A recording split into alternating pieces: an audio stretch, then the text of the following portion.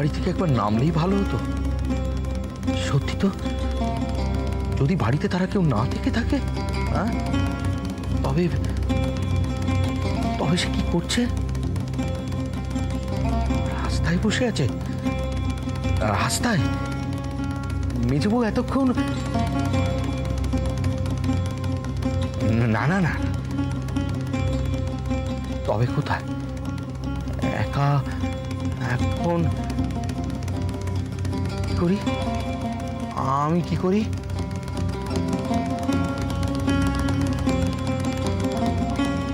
যাও একবার। না,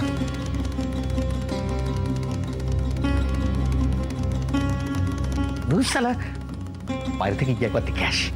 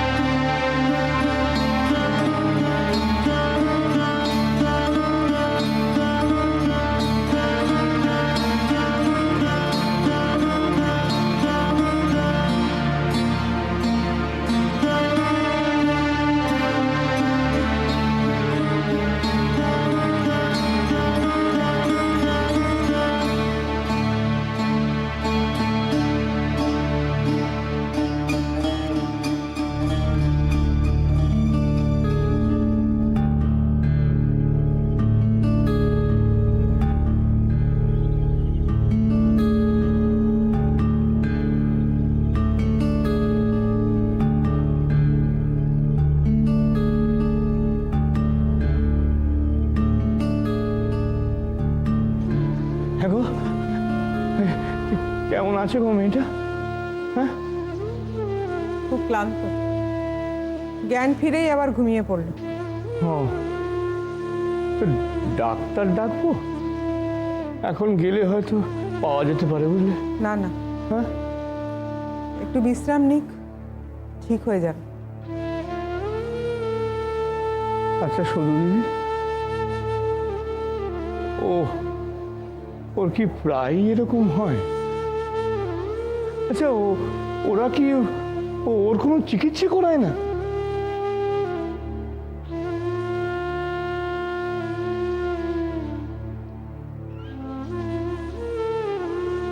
অনেকক্ষণ কিছু খাইনি মনে হয়।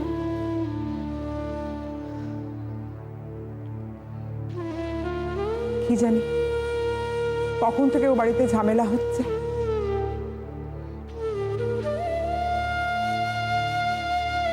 দুপুর থেকে কিছু খাইনি মনে হয়। এমনটা কেন হয় বলো তো শুধু দিদি? কেন এমন হয়?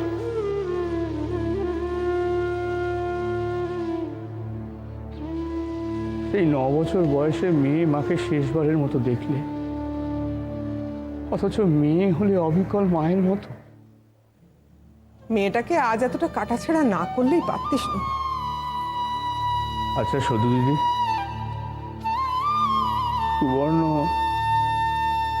সুবর্ণটা এমন মা বসানো কেন হলো বলো তো?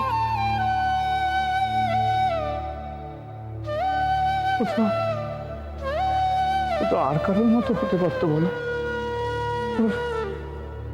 ওর দাদার মতো বা ওর শ্বশুর বাড়ির মতো বলো? তাহলে তো আমার মেয়েটা সুখে থাকতো, তাই না? তেমনটা হবার ছিল না। আমার মেয়েটা বড় কষ্ট পাচ্ছে গো। খুব খুব কষ্ট পাচ্ছে আমার সুবর্ণ।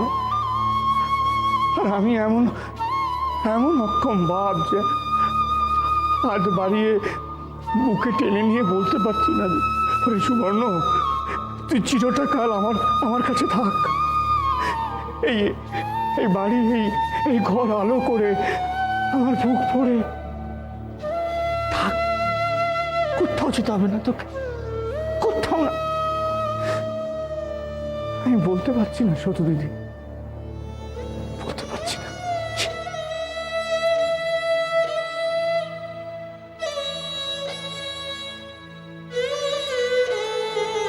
আমি যাই, মেয়েটা ঘুম ভেঙে উঠলে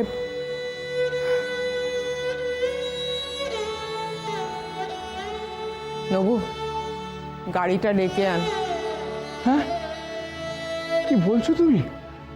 না না না, ওর এই অবস্থা আমি বাবা হয়ে আজকে ওকে যেতে দিতে পারি? কখনো না না। তুই ওকে যেতে না দিলে ও কি থাকবে? জ্ঞান ফিরলেই আর এক দণ্ড এ বাড়িতে থাকবে না।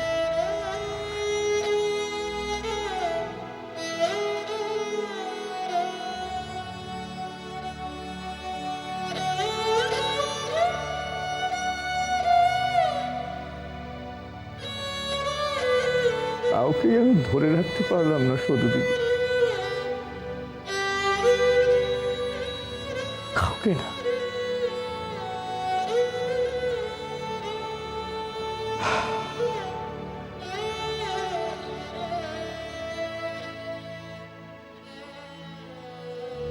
কি করবি ঠিক করেছিস? কিসের? মেজ বউকে ফিরিয়ে আনার তো ভাগা।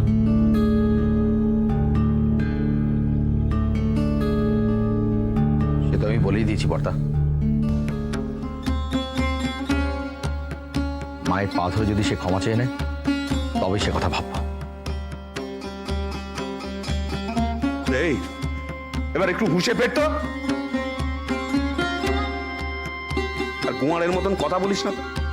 কি কাণ্ডখানা ঘটিয়েছিস জানিস? তুই তুই বুঝতে পারছিস কি করেছিস? ওরে তোর বউ বাড়ির বাইরে, ছেলে মেয়েগুলো মার জন্য কেঁদে কেঁদে কি অবস্থা হয়েছে দেখেছিস? আর মেজাজখানা কাকে দেখাচ্ছিস তুই? কাকে? বর্দা, এই চল, কেলেঙ্কারি যা হওয়ার হয়েছে, এই সংসারটা তো আর এভাবে ভেঙে যেতে দিতে পারি না। কি করবো আমি? বলো তুমি আমায়, আমি কি করবো? কি করবো মানে? তাদের সঙ্গে যোগাযোগ করবি? করবো, যেভাবে মাকে অপমান করে চলে গেল তারপর আর তাদের সঙ্গে যোগাযোগ করা চায়? ও কথা আর একদম টানবি না পেব, একদম ও কথা আর টানবি না বলে দিল। আরে ঝগড়া অশান্তি রাগারাগি কোন সংসারে হয় না বল? রাগের মাথায় মেজ বউ দুটো কথা বললো, মা দুটো কথা বললো, মাঝখান থেকে তুই কি একেবারে? ও ঘুরে ফিরে দোষখানা তুমি আমাকেই দিলে, দোষখানা তুমি আমাকেই দিলে তো। কচি খোকার মতন কথা বলিস না তো, কচি খোকার মতন কথা বলিস না। এটা দোষ গুণ বিচার করার সময়। তবু এখন অনেক দায়িত্ব নিয়ে আমাদের কাজ করতে হবে। ঘরের লক্ষ্মী ঘরের বাইরে, তাও নিজের ইচ্ছায় না অনিচ্ছায়। এই যে সংসারের জন্য ঘোর অমঙ্গল রে।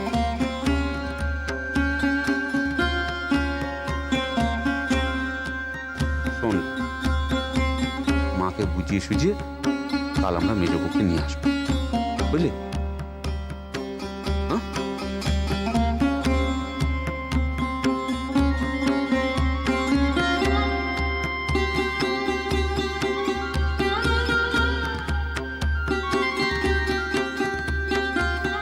আরে হ্যাঁ, তুই ওই এভাবে তাসের আসরে বসেছিলি? হ্যাঁ, ওই দুহাত।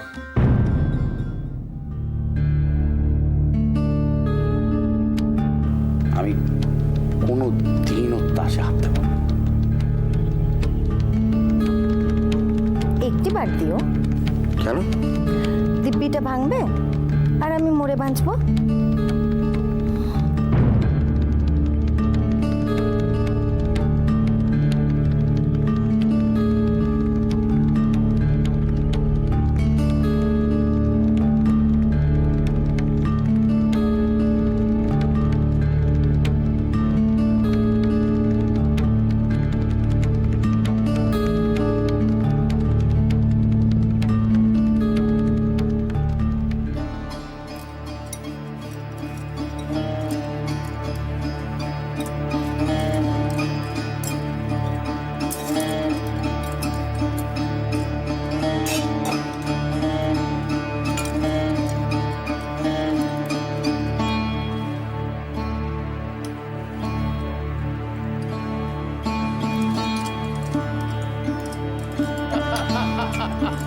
চমৎকার চমৎকার। তা আমি ভাবছি ওহ, রাত ৩-৯টা বেজে গেল। এরা কি আজকে আর বাড়ি যাবে না নাকি?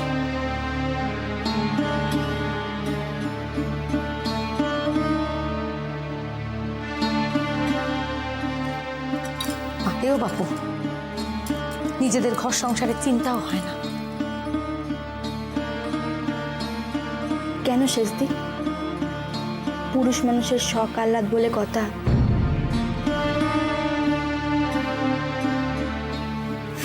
সংসারে অনর্থ ঘটে গেলেও তাতে তো আর বাদ সাধা যায় না।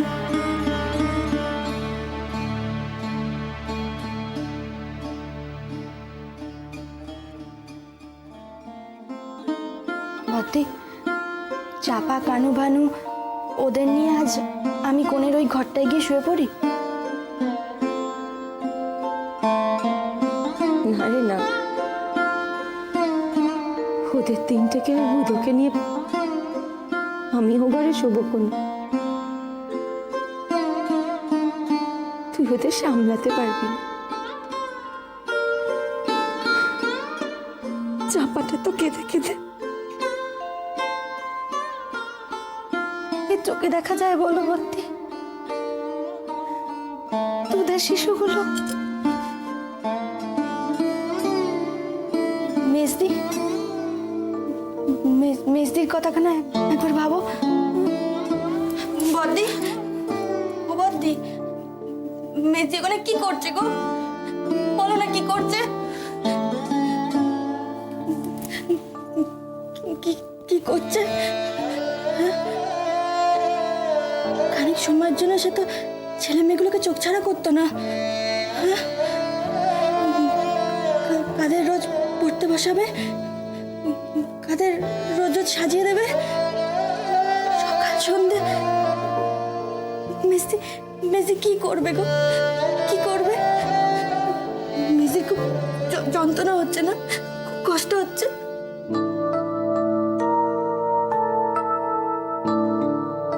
হ্যাঁ? কি করছে বলো তো ওখানে?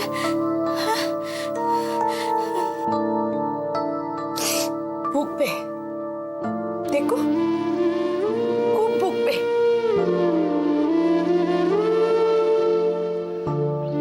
নিজের জেদের জন্য নিজে ভুগবে, তার সঙ্গে সঙ্গে ছোট ছোট ছেলে মেয়েগুলোকেও ভোগাবে।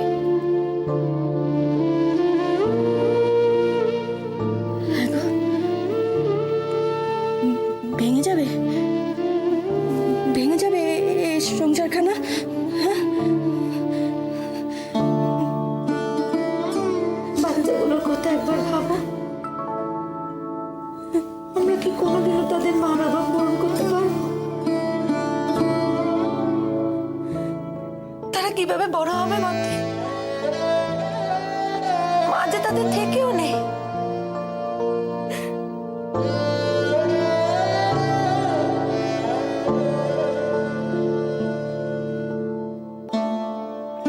কি? এটা মায়ের জেদ। বাপ মাকে ত্যাগ দিয়েছে আর মাও তাদের ছেড়ে হাঁটা লাগিয়েছে। কোন কালে ওরা মেজদিকে ক্ষমা করবে বলো? কোন কালে করবে? কি কু গাইছিস সেজবু? কি কথা বলছিস তুই?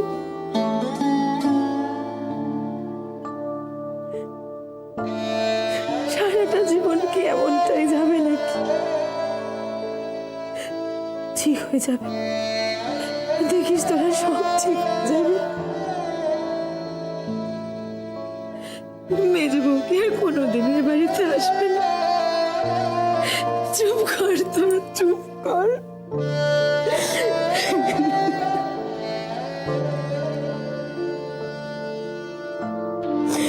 দুপুরবেলা মুখের ভাতটা ফেলে রেখে চলে গেল মেয়েটা।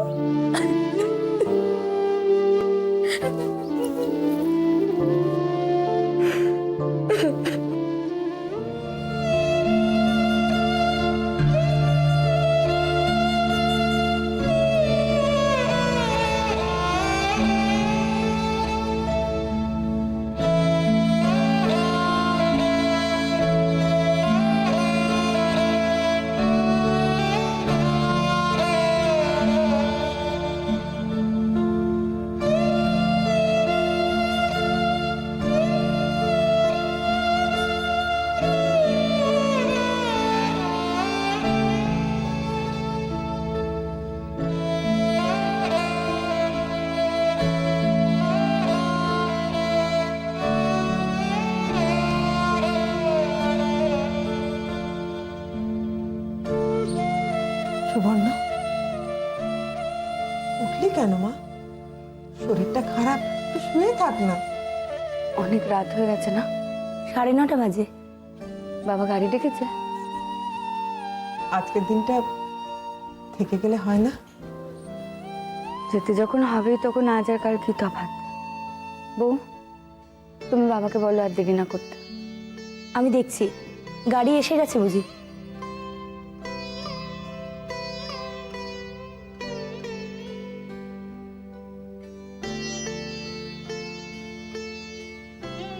সুবর্ণ, তোকে কোনো কথা বলার জোর আমার নেই।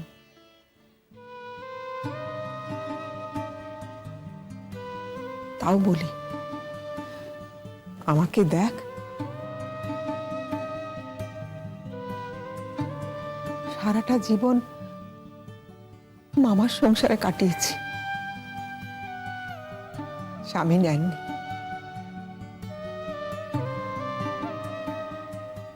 যখন তিনি আমায় ঠাঁই দিলেন, আমি বুঝলাম সেটা সতীনের সংসার।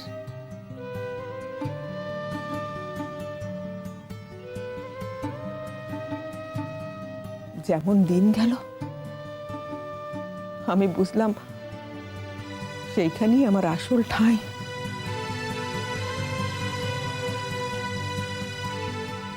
সেইখানেই আমার মেয়ে মানুষ জীবনের সার্থকতা।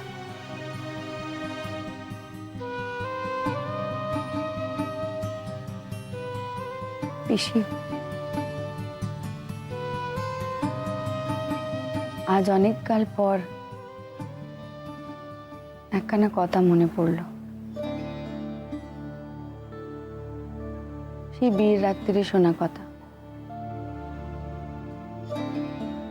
তখন তার মানে বুঝিনি, এতকালে মনেও পড়েনি কথাগুলো। তবে আজ যখন উনি এ বাড়ির সামনে গাড়ি থেকে নামিয়ে গাড়িখানা হাঁকিয়ে চলে গেলেন, আর আমি ওই বন্ধ দরজাখানার সামনে পথের উপর একা দাঁড়িয়েছিলাম,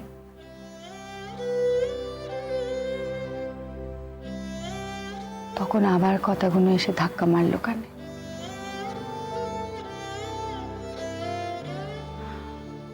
সেদিন মা শুধিয়েছিল, সব বিয়েতেই কি নারায়ণ এসে দাঁড়ায়?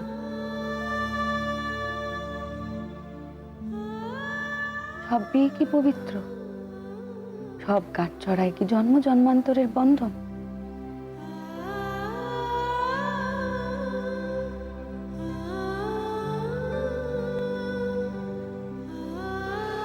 মার প্রশ্নের উত্তরগুলো নিয়ে তখন ওই বন্ধ দোরখানার সামনে দাঁড়িয়েছিলাম।